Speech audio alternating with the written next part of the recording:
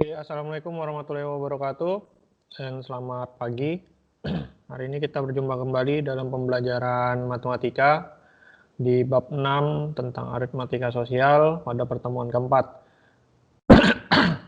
Sebelum kita memulai pembelajaran pada hari ini, mari kita berdoa menurut agama atau kepercayaan kita masing-masing. Berdoa dipersilakan.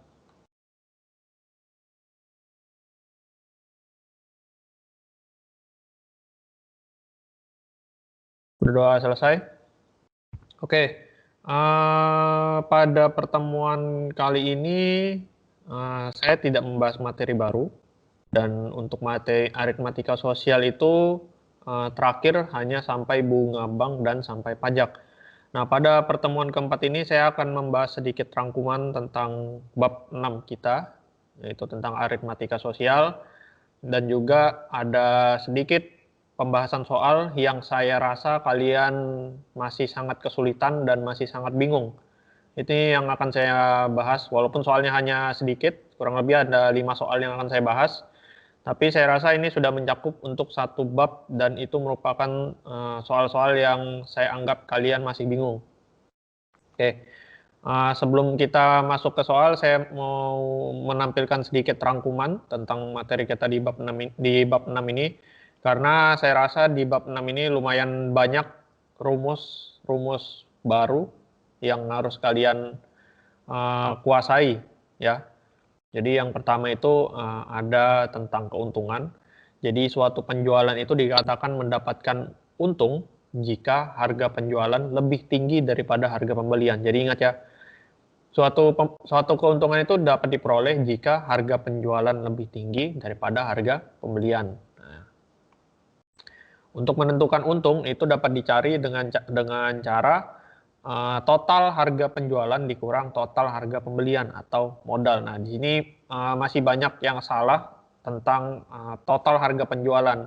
Jadi ingat, di awal materi saya ada membahas tentang harga per unit, harga sebagian, dan harga keseluruhan. Itu harus kalian pahami baik-baik. Nah, total harga penjualan itu yang harga keseluruhan, bukan harga per unit. Masih banyak saya temui tugas-tugas kalian yang menggunakan harga per unit untuk menentukan untung. Itu sedikit keliru.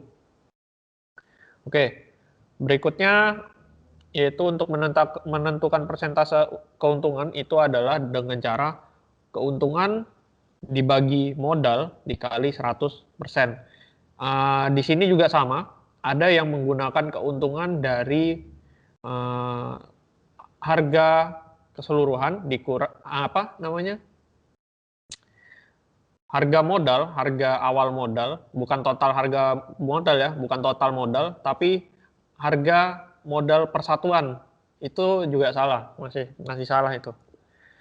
Kemudian berikutnya, suatu penjualan dikatakan mendapatkan rugi jika harga penjualan lebih rendah daripada harga pembelian. Jadi rugi itu kebalikan dari untung.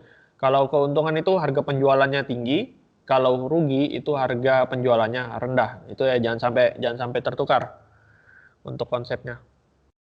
Kemudian ada untuk menentukan rugi itu dapat dicari dengan cara total harga pembelian atau modal itu dikurang total harga penjualan, total atau harga keseluruhan ya. Kemudian untuk menentukan persentase rugi itu dengan cara rugi per modal dikali 100% ya. Sama seperti persentase keuntungan, cuman bedanya yang pembilangnya itu untung, yang satunya rugi, seperti itu ya. Kemudian ada diskon. Diskon itu kemarin adalah potongan harga. Itu dapat dicari dengan cara persentase diskon dikali harga kotor. Harga kotor ini adalah harga sebelum diskon, harga sebelum dipotong. Kemudian ada harga bersih. Harga bersih itu adalah harga yang sudah dipotong diskon. Berarti harga kotor dikurang diskon. Itu cara mencarinya ya. Kemudian ada bruto. Bruto itu sama dengan berat kotor. Jadi berat kotor berat isi dari barang tersebut dan juga berat medianya bergabung jadi satu. Nah, bruto itu dapat dicari dengan cara neto ditambah tara. Neto ditambah tara ya. Tapi ingat, Ada beberapa soal saya kemarin itu menggunakan bruto satuan. Nah, kalau kalian pakai bruto satuan, kalian harus menentukan bruto totalnya dulu. Nah, jadi nggak bisa kalian pakai bruto satuan untuk menghitung harga bersih dari penjualan. Nanti ada saya bahas juga di contoh. Kemudian tara itu sama dengan berat media. Nah, jadi tara itu berat, misalnya kalian kayak membeli satu botol air mineral misalnya, satu botol air mineral. Nah, berat air itu adalah neto, berat airnya. Sedangkan berat botolnya itu disebut tara, yaitu berat medianya. Nah, jadi kita dapat bruto itu dari berat air ditambah beratnya si botol itu, seperti itu. Nah, untuk menentukan tara itu dapat dicari dengan cara neto dikurang bruto. Nah, jadi neto dikurang bruto ya, berat bersih dikurang berat kotor. Nah, sedangkan kalau misalnya diketahui persentase tara, jadi kalau yang di atas itu neto sama brutonya kan sudah diketahui, yang ini. Yang ini. Nah, ini kalau ini neto sama brutonya sudah diketahui. Tapi kalau yang di bawahnya, yang persentase tara itu biasanya netonya belum diketahui. Berarti kalian dapat menghitung tara itu dengan cara persentase tara dikali bruto. Persentase tara dikali bruto seperti itu untuk menentukan berapa sih berat medianya. Biasanya netonya ini belum diketahui. Nah, neto tadi seperti yang saya sebutkan, neto itu adalah berat bersih. Neto itu adalah berat bersih. Jadi kalau kalian tadi beli air mineral di botol, nah berat air itu adalah netonya, berat air. Sedangkan botolnya itu adalah tara atau berat medianya.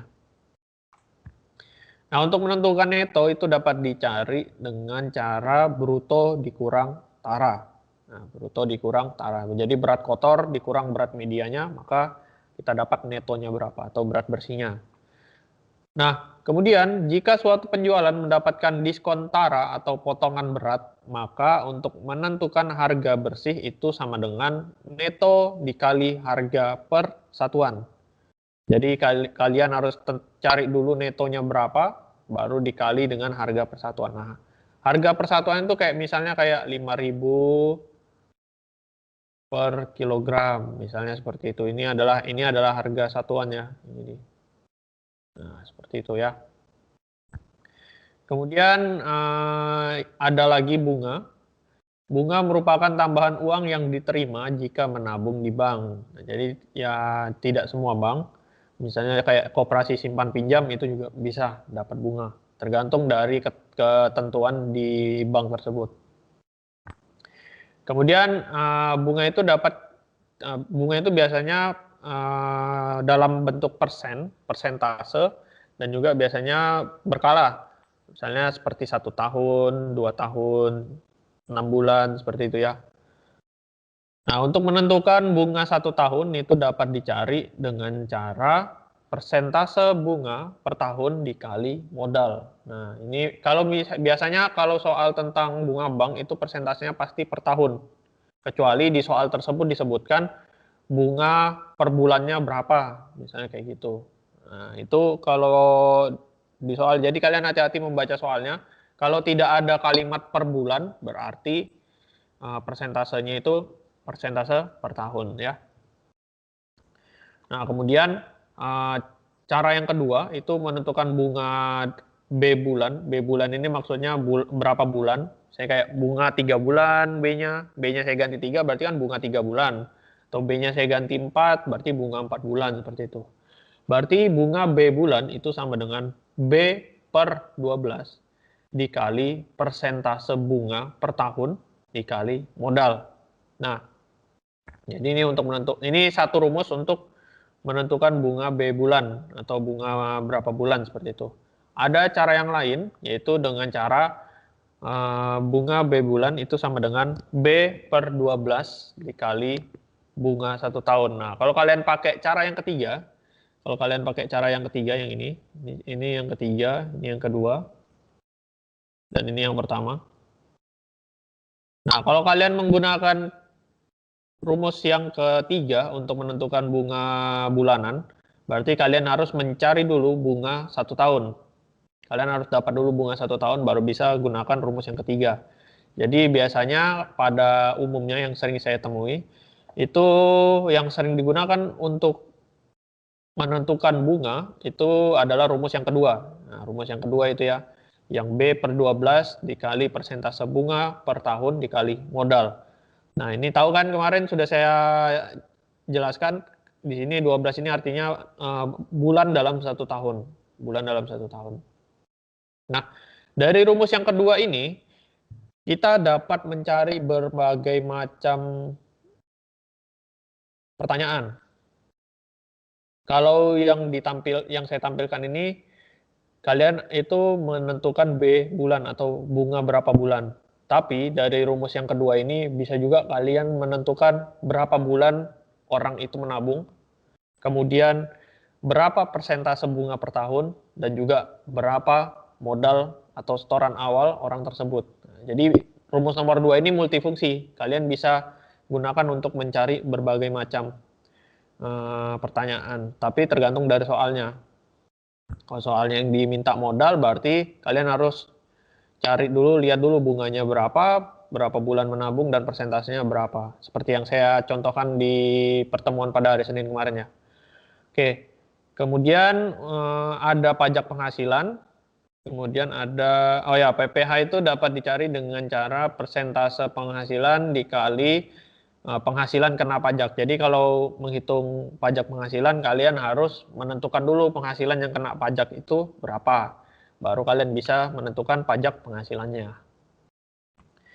Nah, kalau pajak penghasilan itu pasti hasil akhirnya akan dikurang dengan pajaknya. Ingat itu ya, kalau pajak penghasilan. Kemudian ada PPN, yaitu pajak pertambahan nilai. Nah, untuk menentukan pajak pertambahan nilai ini sama, yaitu persentase PPN dikali harga sebelum kena pajak. Nah, jadi kalau pajak penghasilan itu dikurang hasil akhirnya nanti setelah dapat PPh-nya, tapi kalau pajak pertambahan nilai itu hasil akhirnya akan ditambah. Nah, jadi perbedaannya itu ya, jangan sampai terbalik. Nanti ada yang menghitung pajak penghasilan itu ditambah, pajak pertambahan nilai malah dikurang, itu sudah pasti saya salahkan ya. Oke, kita masuk ke soal yang pertama. Pasti kalian sudah tidak asing dengan soal ini. Toko beras Sumber Makmur membeli 3 kuintal beras jenis A dengan harga 6.000 per kilogram dan 5 kuintal beras jenis B dengan harga 6.400 per kilogram. Kedua jenis beras tersebut dicampur dan dijual kembali secara eceran. Tentukanlah harga per kilogram jika memperoleh keuntungan sebesar 650.000, itu soal yang pertama. Kemudian yang B itu persentase keuntungan jika harga per kilogram Rp9.800. Dari beberapa tugas dan juga beberapa kelas yang saya koreksi tugasnya, soal ini lumayan banyak yang salah. Soal ini lumayan banyak yang ngerjakan salah, apalagi yang ngerjakan asal-asalan itu juga masih banyak saya lihat. Oke, untuk yang pertama itu tentukan terlebih dahulu modal. Ingat, kalau kita berbicara keuntungan, kita harus tahu dulu modalnya berapa. Modalnya itu adalah total dari pembelian beras A dan beras B. Berarti beras A itu dia dibeli dengan total 3 kuintal. Nah, 3 kuintal itu sama dengan 300 kg. Jangan sampai lupa ya tangga satuan. Kemudian beras B itu 5 kuintal. Itu beras B-nya beratnya 500 kg. Kenapa kita ubah ke kilogram? Karena harga persatuannya itu adalah harga per kilogram. Bukan harga per kuintal ya, tapi harga per kilogram. Makanya kita harus ubah dulu yang kuintal itu menjadi satuannya adalah kilogram, seperti itu. Jadi kita hitung modalnya sama dengan 300 dikali 6.000, itu untuk beras A. 300 dikali 6.000 ditambah 500 dikali 6.400, itu untuk beras yang B. Maka diperoleh 1.800.000 ditambah 3.200.000 sama dengan 5 juta. Nah, 5 juta ini adalah modalnya. Ini adalah modal ya, ingat. Ini adalah modal. Kemudian karena memperoleh keuntungan sebesar 650.000, maka total harga penjualannya itu sama dengan 5 juta ditambah 650.000. Itu sama dengan 5.650.000 rupiah. Ini adalah total penjualan. Saya masih temui ketika kalian mengerjakan bagian B, modalnya bukan yang 5 juta, tapi modalnya kalian tulis yang 5.650.000. Itu sudah pasti saya salahkan. Ya. 5.650.000 itu adalah total harga penjualan, bukan modal ya. Karena dia sudah digabung dengan keuntungan. Nah, kemudian untuk menentukan harga per kilogramnya itu dapat dicari dengan cara total harga penjualan dibagi total keseluruhan berat beras. Nah, tadi berat beras yang A itu adalah 300 kg, kemudian berat beras yang B itu adalah 500 kg. Berarti kalau kita total, kita jumlahkan, hasilnya adalah 800 kg. Berarti 5.650.000 itu dibagi 800, hasilnya sama dengan 7.062,5. Jadi saya bulatkan menjadi 7.100. Inilah harga per kilogramnya, yaitu 7.100. Kemudian untuk, nah ini ya, ini kesimpulannya. Kemudian untuk bagian B itu tentukan terlebih dahulu total harga penjualan jika harga per kilogramnya itu Rp9.800. Nah, ingat tadi kita sudah berbicara modal yang kita sudah ada, berarti kita sekarang menentukan total harga penjualannya dulu, yaitu dengan cara total harga penjualan sama dengan 9.800 dikali total beras, total berat berasnya. Ya kan, total berat berasnya kan tadi 800 ya, ini yang di atas. Ini 800. Maka kita kalikan 9.800 dikali 800, hasilnya adalah 7.840.000. Nah, kemudian karena kita akan menentukan persentase, maka kita hitung dulu keuntungannya berapa. Jadi keuntungannya itu 7.840.000 itu dikurang 5 juta. Ingat, tadi modalnya yang 5 juta ya, bukan yang 5.650.000. Maka kita peroleh hasilnya adalah 2.840.000. Nah, kemudian kita tentukan persentase keuntungannya itu sama dengan untung per modal dikali 100%. Sama dengan 2.840.000 per 5 juta dikali 100%. Nah, ini kalau kalian mau gampang ngitungnya, ini bisa kalian coret, ini bisa kalian coret, kemudian ini juga bisa kalian coret, ini masih bisa dicoret lagi, berarti tersisa 284 per 5. Hasilnya adalah 56,8%. Jadi persentase keuntungan yang diperoleh jika harga jualnya Rp9.800 per kilogram adalah 56,8%. Jadi seperti ini. Ini tugas nomor 1, tugas 1 ya. Tugas 1 nomor 1. Ini adalah hasil akhirnya.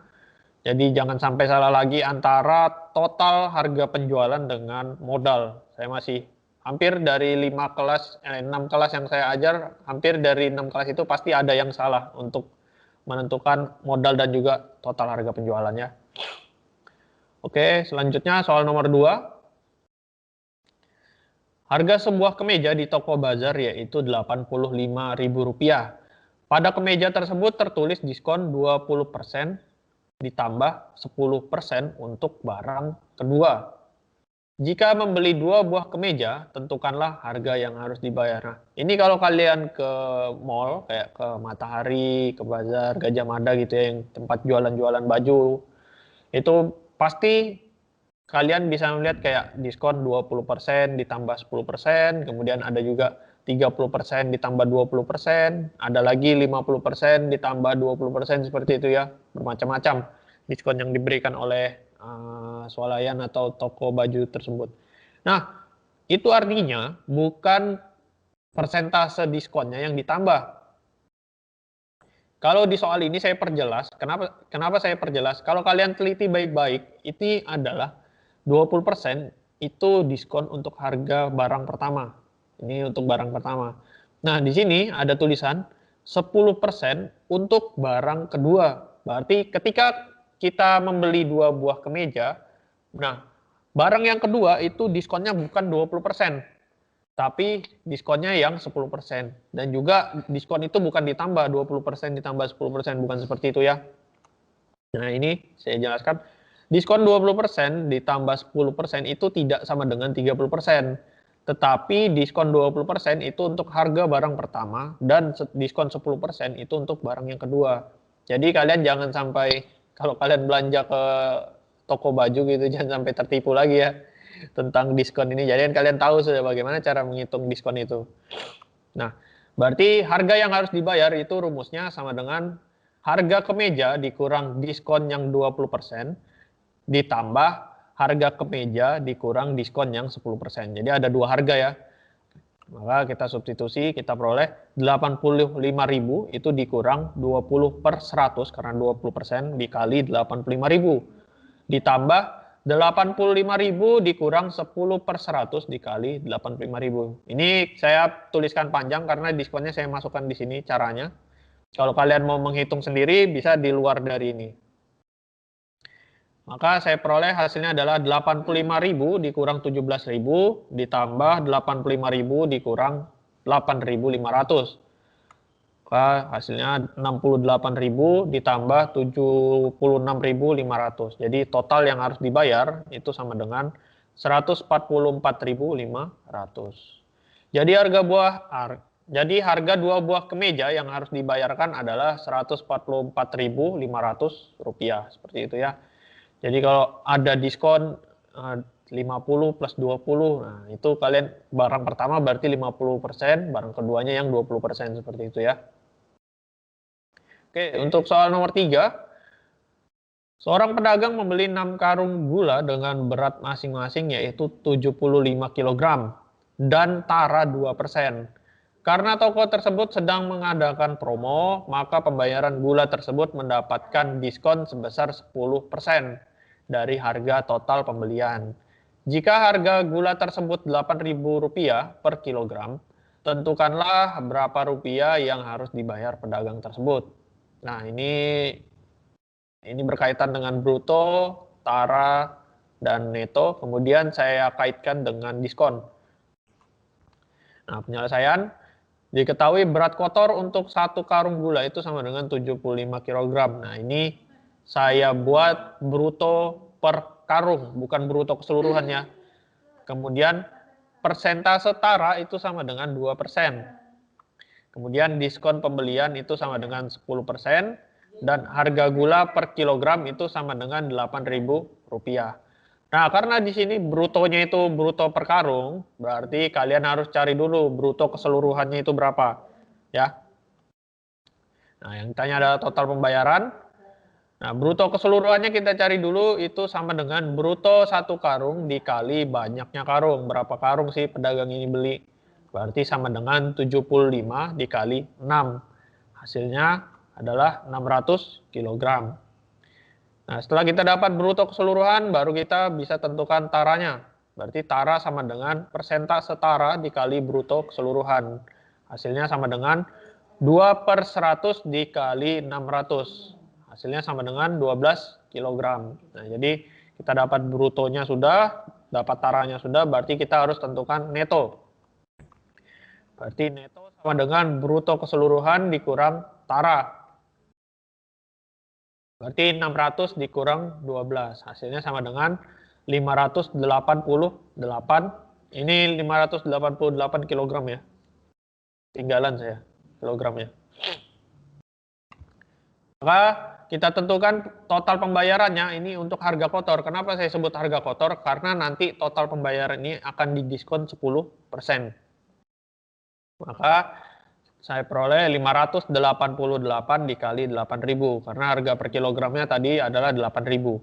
Hasilnya adalah 4.704.000. Nah, kalau kita sudah dapat harga kotornya baru kita tentukan diskon.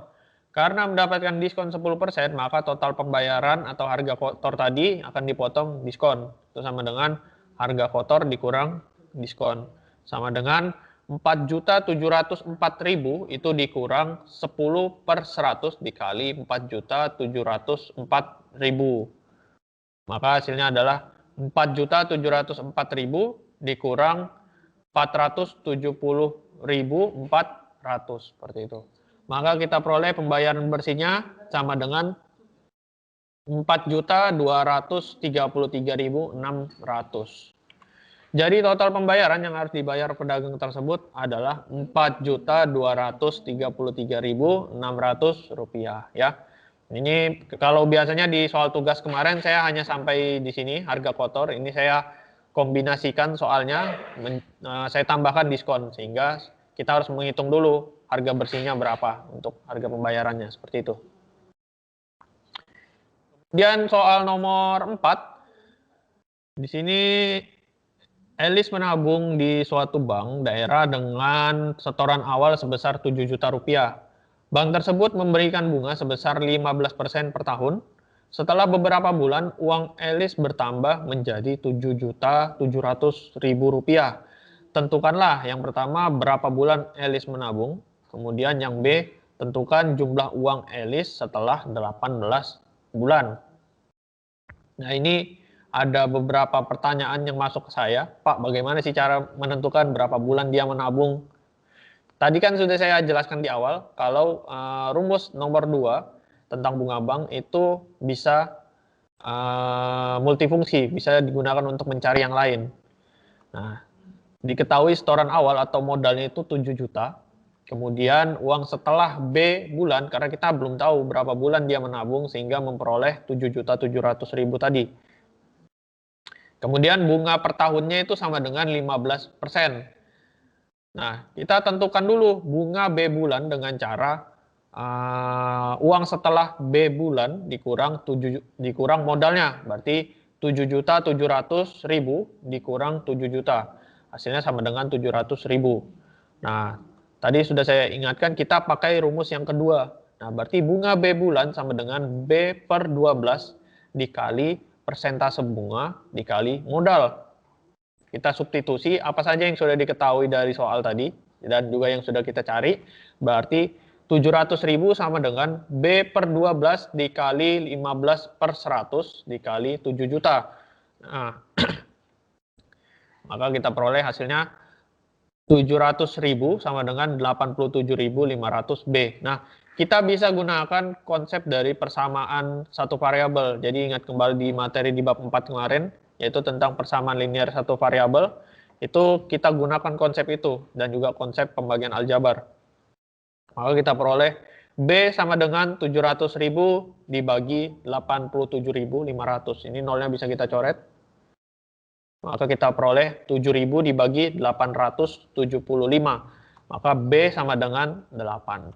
Jadi lama Elis menabung adalah 8 bulannya. Jadi dari rumus yang nomor 2 tadi kita bisa gunakan untuk menentukan berapa lama si Elis ini menabung kalau uangnya bertambah menjadi 7.700.000. Kemudian untuk soal bagian B itu tentukan terlebih dahulu bunga dalam 18 bulan itu berapa. Jadi bunga 18 bulan itu sama dengan 18 per 12 dikali persentase bunga dikali modal. Berarti 18 per 12 dikali 15/100 dikali 7 juta. Hasilnya sama dengan 1.575.000. Nah, ini adalah bunganya. Ini baru bunganya, bukan hasil akhirnya. Untuk menentukan uang setelah 18 bulan itu sama dengan modal ditambah bunga 18 bulan. Hasilnya adalah 7 juta ditambah 1.575.000.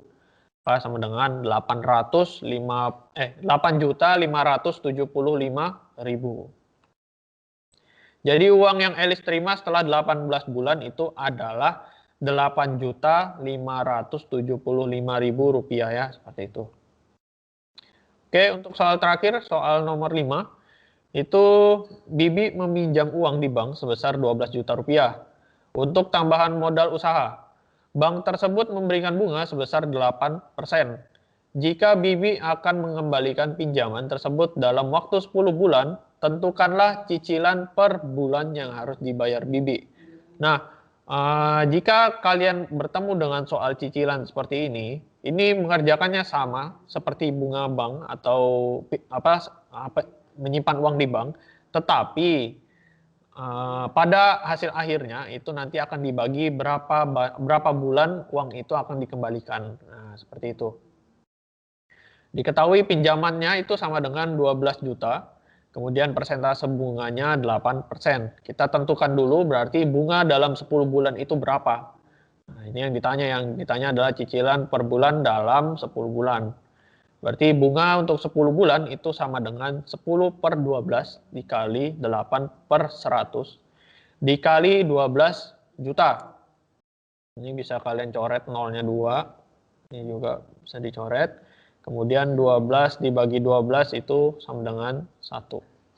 Maka kita peroleh hasilnya sama dengan 800.000. Nah, berarti karena pinjaman akan dikembalikan dalam waktu 10 bulan, maka cicilan per bulan sama dengan pinjaman ditambah bunga 10 bulan dibagi 10 karena akan dibayar dalam waktu 10 bulan ya.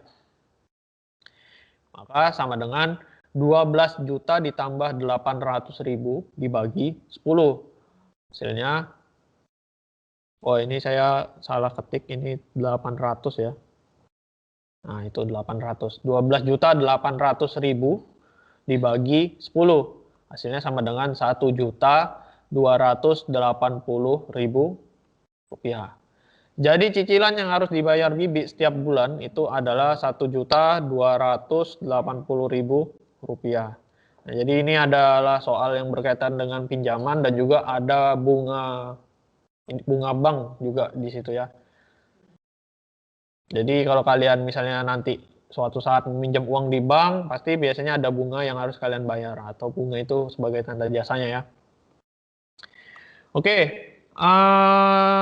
untuk materi pada hari ini, pembahasan soal hari ini itu sudah saya bahas semua tentang 5 soal yang menurut saya kalian masih kesulitan dengan soal yang tadi saya tampilkan, terutama di soal nomor 1 rasanya dan soal nomor 4 itu mungkin masih banyak yang bingung, saya rasa. Jadi kalau misalnya kalian bingung, silakan kalian bertanya kepada saya di grup WhatsApp, itu tidak apa-apa, jangan takut. Kalau kalian takut bertanya, maka kalian akan kesulitan sendiri, ya. Dan yang perlu kalian catat, hari Senin tanggal 22 Februari 2021 pukul 10.30 WITA ya bukan WIB, akan diadakan ulangan harian bab 6 materi aritmatika sosial ya. Jadi saya harap agar mempersiapkan diri belajar. Kemudian untuk tugasnya sesuai dengan jadwal, kalian batas waktunya adalah hari Minggu jam 23.59 WITA ya. Jadi kalau lewat dari jam dan jadwal yang sudah saya tentukan, saya mohon maaf, tugas tidak saya koreksi, kalian tidak akan dapat nilai.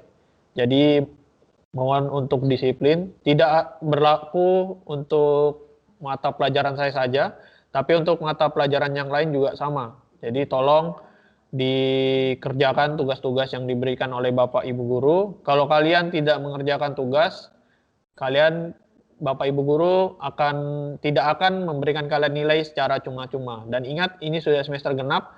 Kalau kalian tidak mendapatkan nilai dari Bapak Ibu Guru, artinya kalian bisa tidak naik kelas ya. Berarti kalian akan bertemu saya kembali di semester depan.